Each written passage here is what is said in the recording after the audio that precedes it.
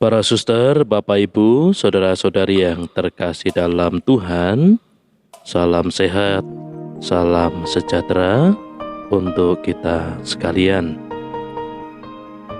Permenungan kita pada hari ini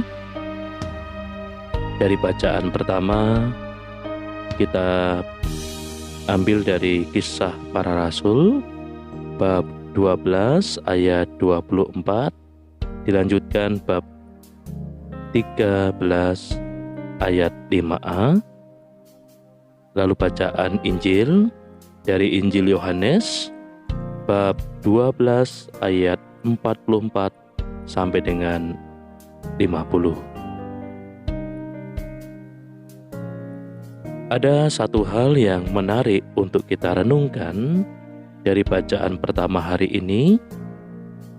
Barnabas dan Saulus menerima tugas khusus dari Tuhan untuk mewartakan Injil. Sekalipun mereka melaksanakan tugas yang mulia, menyelamatkan orang-orang, tetapi mereka tak luput dari berbagai hambatan dan kesusahan. Jika kita lanjutkan membaca Kisah Para Rasul ini, kita akan mengetahui kalau Barnabas dan Paulus sempat berselisih sengit lalu berpisah, masing-masing menempuh jalannya sendiri. Saulus bersama Silas mengalami siksa dera di Filipi dan dijebloskan ke dalam penjara. Mereka juga mengalami berbagai persoalan yang timbul dari tugas pewartaan itu. Mengikuti Yesus dan mewartakan Injil tidak serta-merta menghilangkan segala konsekuensi yang mungkin timbul. Orang selalu punya alasan sendiri untuk menghalang-halangi tugas perutusan dari Tuhan. Tetapi ketika mengetahui kalau buah-buah telah dihasilkan, banyak orang bertobat dan berbalik kepada Tuhan, maka segala halangan dapat segera dilupakan. Ada banyak saran, kata-kata bijak, atau peneguhan lain, baik bersumber dari Injil ataupun di luar Injil, memang diperlukan agar tetap setia kepada tugas panggilan kita. Beberapa waktu yang lalu, saya membaca dari media sosial tulisan yang cukup baik dan meneguhkan. Jika Tuhan mengambil sesuatu dari tanganmu, jangan berpikir Dia sedang menghukummu. Dia hanya mengosongkan tanganmu supaya kamu menerima yang lebih baik. Kita mesti percaya bahwa hambatan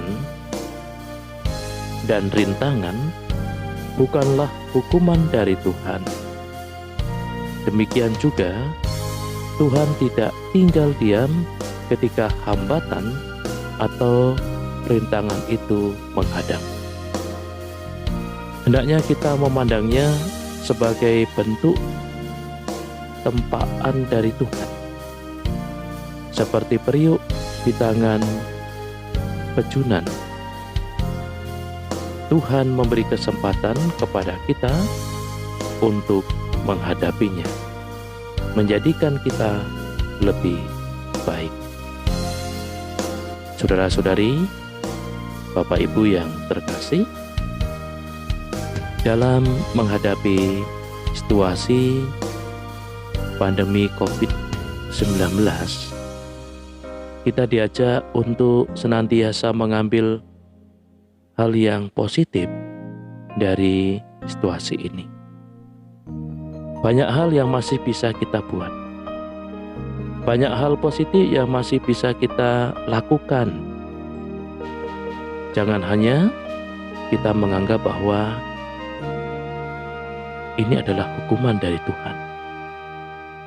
Jangan hanya kita mengeluh karena kita merasa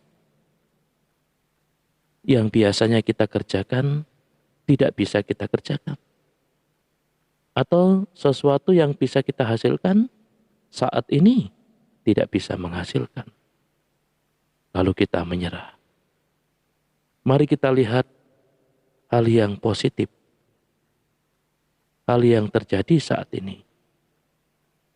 Ini juga kesempatan bagi kita untuk merefleksikan kehidupan kita. Sejauh mana ketika aku diberi situasi yang nyaman, apakah aku juga tetap mengandalkan Tuhan? Atau bahkan kita lupa.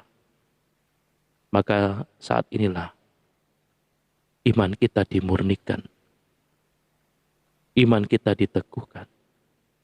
Dan iman kita senantiasa diuji lewat hal-hal yang kita hadapi saat ini. Semoga kita senantiasa dikuatkan.